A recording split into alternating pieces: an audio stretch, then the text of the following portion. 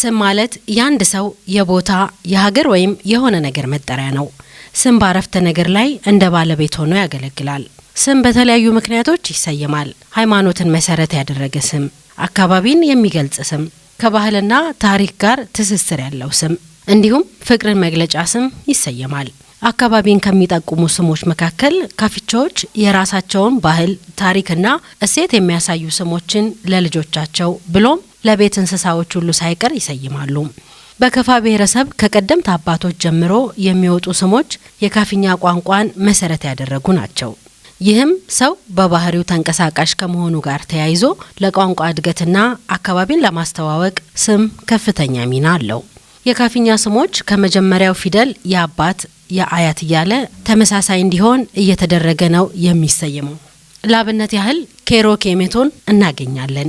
የእስልምና ተከታይ የሆነ የከፋ ተወላጅ እንኳን ስሙን ሲሰይም የእርሱ ስም አደም ከሆነ ከፊት ለፊት ቤት እንዲመታ ሲል አህመድ ይለዋል።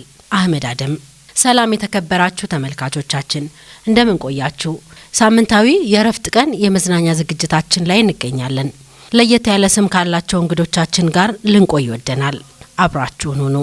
ማን ብዬ ስምሽን ልጥራው የኔ ልብ ግራ ገባው ንገሪ ልወቀው እቱ ስምሽ ማነው እቱ ስምሽ ማነው እቱ ስምሽ ማነው እቱ ስምሽ ማነው? እንግዶቻችን ራሳቸውን ያስተዋውቃሉ። ስሜ እንዲጋ ታመነ በየነ ይባላል። የጤና ባለሙያ ነኝ። የምሰራው በገብረ ጻዲቅ ሻው አጠቃላይ ሆስፒታል ነርስ ሆኜ ነው። ሀብቴ ገብሩ ተስፋጽዮን እባላለሁ። የተወለድኩትም ያው እዚሁ ቦንጋ ከተማ ነው። ወላጅ አባቴ በለምበራስ ገብሩ ተስፋጽዮን ይባላሉ። የጤና ባለሙያ ናቸው። በ1939 ዓመተ ምህረት ነው ወደ ከፋ በመንግስት ስራ የመጡት እና አስተዳደጋችን ያው ከዛ ጊዜ ጀምሮ ያው ብዙ ታላላቅም ታናናሾችም አሉ። እዚሁ የተወለድን እዚሁ ተምረን እዚሁ አድገን እዚሁ ነው ያለነው። ስሜ መምህር ተቋመ ታደሰ ይባላል። የምሰራውም ደግሞ ቢሻው ሁለተኛ ደረጃ ትምህርት ቤት የትምህርት ቤቱ ምክትል አካዳሚክ ርዕሰ መምህር ነኝ። ዝና ኃይሉ ተፈራ የጤና ባለሙያ ተወልጄ ያደኩት ቦንጋ ከተማ ከፋ። አንዳንድ ቤተሰቦች ለስም የተለየ ቦታ አላቸው። ያው ስም ከቤተሰብ ውስጥ ያው ተወራራሽ ሆኖ ቢቀጥል ያው ማንነትንም የምትገልጭበት ነገር ነው እና እኔ በቤተሰብ ውስጥ ስም እንዲጠፋ አልፈልግምና ዝም ብሎ ሌላ ስም ከማውጣት ቢያንስ በአንዳንድ ልጆች ላይ ቤተሰቡን የሚወክል አንዳንድ ስም መስጠቱ ጥሩ ነው። አሁን እኔ ሀብቴ ገብሩ ተስፋጽዮን ሲባል የኔ መጀመሪያ ልጅ ተስፋጽዮን ሀብቴ ገብሩ ነው። ልጄ ደግሞ ሲወልድ የቅድመ አያቴን ስም ነው ኤላአብ የሚል ነው ያወጣው። ተስፋጽዮን ገብሩ ተስፋጽዮን ኤላአብ ነው የኔ አያቴ ስምና ተስፋጽዮንም ልጅ ሲወልድ የቅድመ አያቱን ለሱ ቅማያት ናቸው መሰለኝ የቅማያቱን ስም ነው ያወጣውና ስም ብዙ ጊዜ እየተወራረሰ ቢሄድ መልካም ነው የሚሆነው። አዳዲስ ስም ፍለጋ ከመሄድ ያንን መጠቀሙ አስፈላጊ ስለሆነ እንደዛ አይነት ልምድ አለ። በዚሁ ቤተሰብ ውስጥ የአባቶችና የአያቶች ስም እንዳይጠፋ ጥረት ይደረጋል። ወንድሜ ለምሳሌ ካሳሁን ገብሩ ዘድንግል ይባላል። ዘድንግል የእናታችን አባት ስም ነው። መቶ አለቃ ዘድንግል በ1942 ዓመተ ምህረት የከፋ አውራጃ ፖሊስ አዛዥ ሆኖ ነው እዚህ ሀገር የመጡት። እዚህ ሀገር ቢያንስ ወደ 6 ዓመት ፖሊስ አዛዥ ሆኖ ቆይቶ ሰርተዋል እና በእናታችን በኩል ብዙ ጊዜ እናት ወላጅ ስሙ ስለማይጠራ የኔ ታናሽ ወንድም የሱን ስም ካሳሁን ገብሩ ተስፋጽዮን የሚለውን ትቶ ካሳሁን ገብሩ ዘድንግል ብሎ የእናታችን አባት ስም እንዳይጠፋ አድርጓል። እንዲህ እየተከታተል ቤት ውስጥ አንዳንድ ስሞችን እየፈለግን እናስታውሳለን። አብዛኛውን ጊዜ ስም የሚሰይመው ወላጅ አባት ነው። በፕሮግራማችን እንግዳ ያደረግናቸው ግለሰቦች ስለራሳቸው ስያሜ የሚነግሩን ሲሆን ለየት ያለ እንግዳም አለን። አባት አባት ስለ ልጁ የሰየመበትን ምክንያት ያጫውተናል። ልዕልት ዲያና የእንግሊዝ ንግስት በመኪና አደጋ በምትሞትበት ሰዓት ታሪኳ በስፋት በተለያዩ ሚዲያዎች ይወራ ነበርና ልዕልት ዲያና በበጎ ተግባሯ የምትታወቅና ለቀጣዩ ትውልድ አርአያ የነበረች ሴት በመሆኗ በመኪና አደጋ በማረፏ እጅግ ዓለም አቀፍ የሆነ ሀዘን ነበረውና እኔም ካዘኑ ሰዎች ውስጥ አንዱ ነኝ። የንጉሳውያን ቤተሰቦች ብዙ ጊዜ ከሃይማኖት ጋር በተገናኘ መንገድ መልካም ስለሆኑ ለነሱ ቦታም ስለነበረ ይቺ ልዕልት በመታረፍበት ሰዓት አዝኜ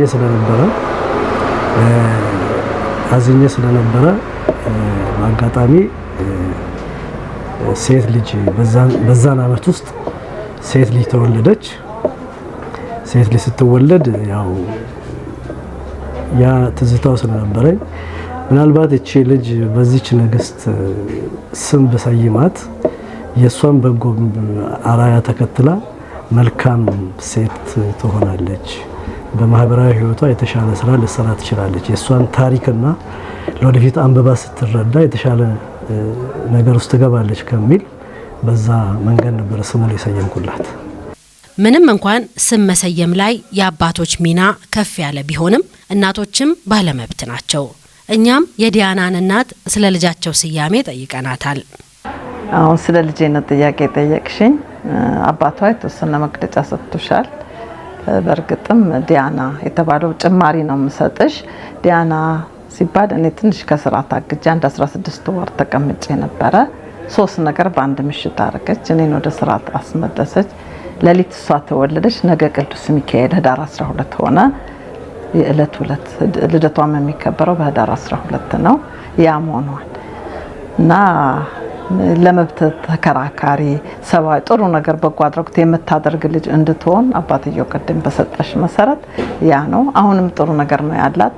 ወደፊትም በዛው ትቀጥል ደስ ይለኛል። ይሄ ሙሉ ቤተሰቡን የወከለ እንግዳም አለን። ስለ ራሱና ስለ ቤተሰቡ ተከታዩን ብሎናል። ስሜ ተቋመ የተባለበት ምክንያት ከዚህ ቀደም የአባቴ ስም ታደሰ ተክሌ ይባላል። ታደሰ ተክሌ እንደገና ተን ፊደል በመከተል ተቋመ ብሏል። በአጋጣሚ ሆኖ የኛ ቤት ወንድሞቼ ሁሉም በተ ነው ሄደው ተሾመ፣ ተሻገር፣ ታጠቅ፣ ተፈሪ፣ ተገኔ ተብሎ በዛ ስያሜ ነው ተን ፊደል የመጣው። እስከ አያታችን ተን ነው ቲ ፋሚሊ ነው የምንባለውና በአጋጣሚ ሆኖ ከስም መመሳሰል በፊደል ከመመሳሰል ጋር የመጣ ነው። ፕላስ ደግሞ እኔን ተቋመ ብሎ አባቴ የሰየመው ከዚህ በፊት የኢሰፓ አኮ አንደኛ ጸሐፊ የሚባለው ነፍሱን ይማረው አሁን በህይወት የለምና ተቋመ ቀጸላ ይባላል። በአጋጣሚ ሆኖ በስራ ላይ በጓደኝነት ስለነበረ የሱንም ማስታወሻ እንዲሆን ብሎ ነው የሰየመውና ፕላስ ደግሞ መጽሐፍ ቅዱስ ላይም ስንሄድ ተቋመ ማለት ማይቶት ማለት ነው። ከመጽሐፍ ቅዱስም የተወሰደ ነው ማለት ይቻላል። ከመንታ እህትማማቾችም አንዷን ይዘናል። እንዴት ስያሜዋን እንዳገኘች ታጫውተናለች። የስሜ ትርጓሜ ከፊኛ ነው። ትርጉሙ ደግሞ እንዴጋ ማለት እናት ብትሆን ማለት ነው። እኔ የመጀመሪያ ነኝ። መንታ ነን፣ 2 መንታ ነን። እህቴ ስሟ እሷ ኒሆሚያ ነው። ታናሽ ደግሞ አለችኝ። እሷ ደግሞ ኤምሮን ነው ስሟ።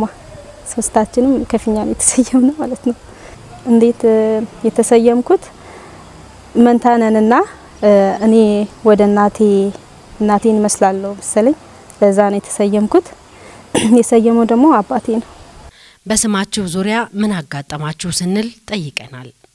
አንድ ገጠመኝ አለ። አንድ ጊዜ ፓስፖርት ለማውጣት ሄዳ ነበርና ኢሚግሬሽን ይሄ ስም ትንሽ ለየት ያለ ስለሆነ አንቺ ውጭ ዜጋ ነሽና ፓስፖርት ሊኖርሽ ስለሚችል ያንቺን ጉዳይ አጣርተን ነው እንጂ ፓስፖርት አንሰጥሽም ብለው አይ እኔ እንደዚህ ነኝ፣ የተወለድኩት ከፋ ነው፣ ወላጆች ያሉት ከፋ ነው፣ ሌላም ማውቀውም ነገር ምንም ነገር የለም፣ አባቴ ነው እነን ስም ያወጣልኝ፣ አባቴን ፓስፖርት ስላለው መረጃ ከሱ ሰዱ ተብሎ ከኢሚግሬሽን ወደ እኔ ተደውሎ እኔ ፓስፖርት ሄዶ ፓስፖርት ሁሉ ተሰጥቷታል። እስከዚህ የተጠራጠሩም አካላት ነበሩ በአንድ ወቅት። ገጠመኝ ለየት ያለ የለም፣ ግን ያው መጠሪያ ስም ያርገው አያስቡም። የሆነ ቅጽል ስም ምናምን አርገው ነው የሚያስቡት። ያው ብዙ ጊዜ አማርኛ ትርጉም ስለሌለው የሆነ የውጭ አይነት ስም አድርጎ ነው የሚያስቡት። ያው ከፊኛ የማያውቁ ሰው ስላሉ የሚያውቁትም ያው እንደዛ ነው የሚያስቡት። አያምኑም አንዳንዴ እንደዛ ነው። ከአያቴ የመጣ ነው። ተክለ ይባላል። አባቴ ታደሰ ይባላል። እኔ ተቋም እባላለሁ። ወንድሞቼ ወደ ጎን ያሉት ሁላችንም በቴ ፊደል ነው የምንሄደውና እንደውም አንዱ ቲ ፋሚሊ የሚሉ አሉ፣ እንደ ቀልድ የሚሉም አሉ። በእንደዚህ አይነት ነገር ጥሩ ስያሜ ነው የሚላለ። የካፊኛ ስሞች በአማርኛና በሃይማኖታዊ ስሞች ከተቀየሩ ቆይተዋል። አሁን ግን የካፊኛ ስሞች ጥቅም ላይ እየዋሉ ይገኛሉ። እንግዶቻችን በዚሁ ዙሪያ ያሉን አለ። ስፔሻሊ እንደውም አንዳንድ አሁን እንደ ቆጭቶ የሚባል ስም፣ ኬሮ የሚባል ስም እየጠፋ ነው ያለው። እነዚህ ስሞች ቆጭቶ፣ ኬሮ እና የመሳሰሉ ስሞች እንደ ጋዎ፣ እንደ ገሬዮ፣ እንደ ጋሊቶ አይነት የከፈኛ ስሞች እየጠፉ ነው ያሉት። እንደውም በአጋጣሚ ሆኖ አንድ የምንወደው ወዳጃችን ስሙ ቆጭቶ ነበርና ይሄ ቆጭቶ የሚባል ስም ዩኔስኮ ላይ መመዝገብ አለበት እስከ ማለት የደረስንበት ሁኔታ አለ። እነዚህ ስሞች በጣም ኦርጋኒክ የሆኑና ምርጥ ስሞች ናቸው። ነገር ግን አሁን ያለን ትውልድ ስማችን የከፈኛ ስማችን እየጠፋ ነው ሄደው። ይሄ ስማችን መጥፋት የለበትም። እንደውም የተወሰኑ መምህራን ልጆቻቸውን በከፈኛ አሁን ለምሳሌ ቢያንጎ፣ ኢንዴጋ በከፈኛም ቢሆን ስም ብናወጣ ልክ ደስ የሚሉ ስያሜ የሚያሰጡ ስሞች አሉ። እነዚህ ስሞች እኛ እንደውም ባለን በእኛ ይብቃ ብለን እኛ የምንወልደው እኔ በአጋጣሚ ሆነው የኔ ልጅ ናትናኤል ነው፣ ሁለተኛው ዳግማዊ ነው። አጋጣሚ ሆኖ ከፈኛ ስም አላወጣውም። እንደዚህ አይነት ነገር አእምሮአችን ላይ ስላልመጣ ነው። ስለዚህ እንደዚህ አይነት ስንጠያየቅ፣ እንደዚህ አይነት መጠይቆች ሲኖሩ፣ እንደዚህ አይነት ነገሮች ሲኖሩ ስሞቻችን ስፔሻሊ ከፈኛ ስም እንዳይጠፋ በዛ አጋጣሚ ከዚህ በኋላ ሊወልድ የሚችለውን ሴትም ትሁን ወንድ ልጅ በከፈኛ እንዲወጣ ቃል ገባለሁ። እንግዲህ ይህኛው ማለት ያለንን ለባህላችን የምንሰጠውን ቦታ ነው የሚያሳየው ማለት ነው። የሆነ ያሳድግልናል ለራሳችን የምንሰጠውን ዋጋ ማለት ነው። ያው የአማርኛ ስሞች ያው መጥፎ ሆኖ አይደለም፣ ግን አሁን ያለንን ቋንቋችንም ከማሳደግ አንጻር ጥሩ ነው ብዬ ነው ማስበው። ቀደም ሲል በነበረው ወቅት አንዳንድ ሰዎች ስማቸውን ሁሉ እስከ መቀየር ደርሰው የአማራ ስም የተለያየ ብሔረሰብ ስም እያወጡ የራሳቸው ወላጆቻቸው የሰጧቸውን ስሞች ሁሉ የቀየሩ እኛ የምናውቃቸው ሰዎች አሉ። ስማቸውን መጥራት ባንፈልግም ይሄ ያሳዝናል። ስለሆነ አባት እናት ያወጣውን ስም ቀይሮ ሌላ ስም መፈለግ ምንም እንትን የለው። ሰው በማንነቱ መኩራት ነው ያለበት እና አሁን ደግሞ የማየው ነገር ጥሩ ነው በጣም።